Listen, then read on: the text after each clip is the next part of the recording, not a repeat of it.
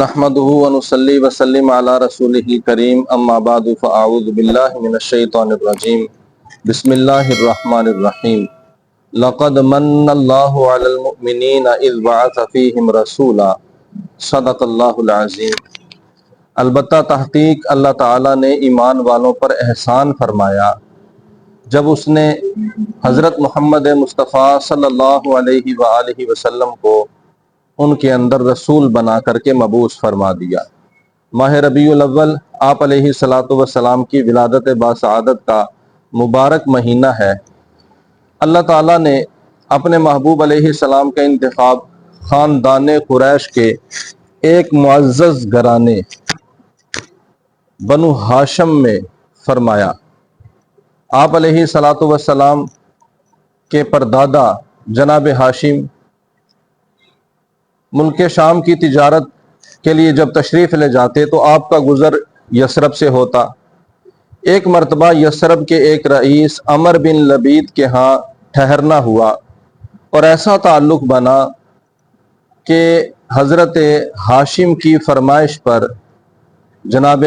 عمر بن لبید نے اپنی بیٹی سیدہ سلمہ کا رشتہ جناب ہاشم سے کر دیا۔ اللہ کی شان، کچھ عرصے کے بعد جناب ہاشم انتقال فرما گئے اور سیدہ سلمہ کے بطن سے اللہ تعالیٰ نے انہیں ایک بیٹا عطا کیا جس کا نام شیبہ رکھا گیا، اور وہ وہیں اپنی والدہ کے پاس یثرب میں تھا۔ اس کے بعد جناب ہاشم کے ورثاء کو، جناب مطلب کو، جو جناب ہاشم کے بھائی تھے، کسی نے بتایا کہ تمہارے بھائی کی نشانی یثرب میں ہے، اس کا ایک بیٹا وہاں پر ہے، تو اس قیمتی گوہر کو لے آؤ۔ تو یہ سنتے ہی جناب مطلب نے رخت سفر باندھا اور یثرب گئے، اور یثرب جا کر کے اپنے بھتیجے کو ساتھ لیا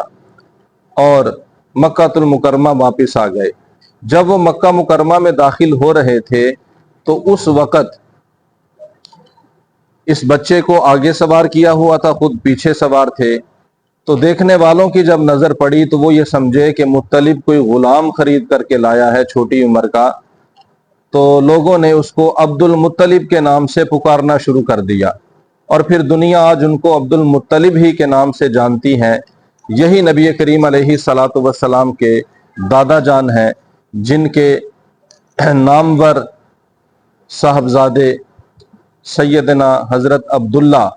رضی اللہ تعالی عنہ کے ہاں نبی کریم علیہ الصلاۃ والسلام کی ولادت باسعادت ہوئی۔ آپ علیہ الصلاۃ والسلام کے والد گرامی کا نام عبداللہ اور آپ کی والدہ محترمہ کا نام آمنہ، اور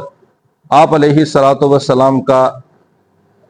نسب نامہ محمد بن عبداللہ بن عبد المطلب بن ہاشم بن عبد مناف بن قصی بن کلاب بن مرہ بن کعب بن لوی بن غالب بن فہر بن مالک بن نضر بن کنانہ بن خزیمہ بن مدرکہ بن الیاس بن مضر بن نزار بن معد بن عدنان، یہاں تک تو تمام مورخین وغیرہ کا اتفاق ہے،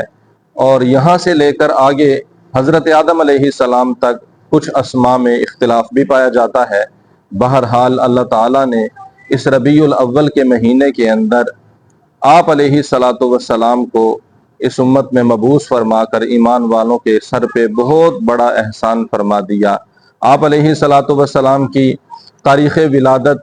کے اندر بھی چند روایات ہیں، لیکن جو سب سے زیادہ مشہور روایت ہوئی وہ 12 ربیع الاول کی ہے۔ اللہ تعالی ہمیں اپنے اس احسان کو پہچاننے، اس کی قدر کرنے، اس کا شکریہ ادا کرنے، اور نبی پاک علیہ السلام سے سچی اور سچی محبت کرنے، اور آپ علیہ الصلاۃ والسلام کی کامل پیروی اختیار کرنے کی توفیق اور سعادت نصیب فرمائے۔ آمین یا رب العالمین۔